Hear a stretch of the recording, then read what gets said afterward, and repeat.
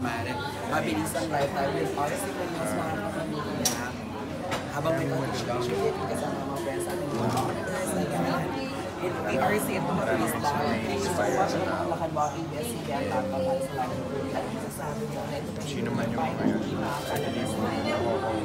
Masasabi na talaga yung my birthday. Pero sa palagay mo, gagawin mo. You can still turn it around. You can still change. You can still change.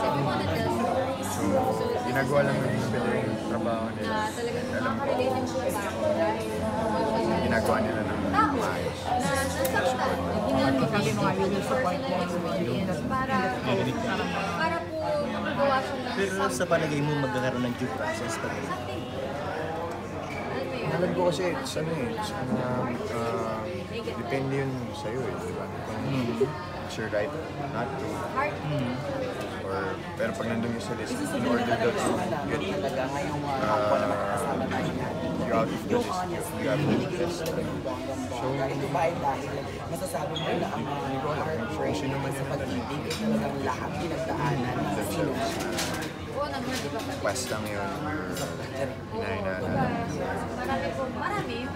Sa magandang example na kailangan ng karahasan kung baga ng violence to fight the Mahirap po yung posisyon na yun sa akin ngayon kasi Tatlo ang mga we've been fighting drugs. Hindi pa tayo buhay. Nandito pa rin yan. Kahit anong gawin mo, kahit anong gera na, nandyan pa rin siya. May sari-sari. Umabot na sa point na sobrang frustrating na umabot na sa hindi mo alam kung paano na siya pupuksain. Whatever. Lahat tayo innocent.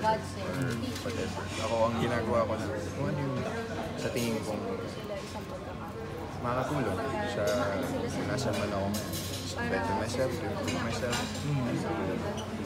I still have my ups and downs.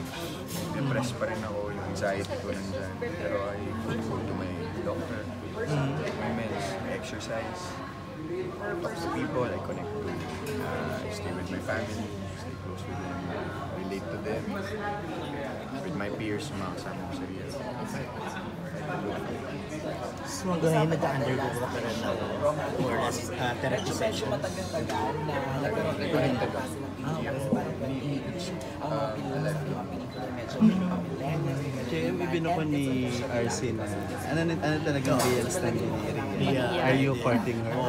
Or Courting Or dating? Dating? Hindi, kasi nakilala ko si sa isang small circle din namin sa showbiz. Sobrang hindi ko alam, parang bait-bait niya. Galing niya, napaka-genuine. Parang na-attach lang ako sa mga tao. Mga positive na tao. Pull you up. And she's that type of person. Showbiz siya. Sa ngayon, we're really good friends. Hindi pa ganun katagal yung friendship namin, pero yung investment namin sa friendship namin, we're really investing. pero kina-consider mo Kasi siya? I would tama para like to magpapalait keep na her, sa mga problema mga Yung friendship? kung ano man mangyari or whatever, I would like to keep her forever. Wala kang balak naligawan siya? Hindi ko pa alam. Ang focus ko, career. Ewan kapalan masyado yung mukha ko na pagsabay-sabay na naman lahat. It's parang, ito muna, may binigay sa akin si Lord na opportunity. So natanong, more nag-approve date na ba kayo or what? Do you go Do you go together or dinner, ganyan? Oo. Minsan kay Sylvia, nalasunski kasi nag-gather sa bahay. Last degree lang tayo kasi ni-interview ko si Kenzie Menjola. Sabi niya sa akin, ready siyang makatrabaho siya. Kaya lang, depende daw yun sa'yo kung gusto mo siyang makatrabaho. What? Ano Tingin nasabi pa ako mo? na akong buwan. Nakamudo mo na daw talaga. Nakasubukan na kami. Hindi, okay lang. If May magandang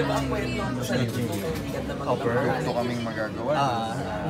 Pwede pa lang maging friends yung mag-ex, magtrabaho and create something really beautiful. Go.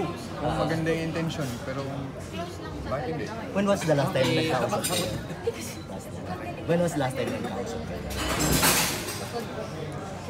Bago kayo pasok sa area. Thank you po, thank you.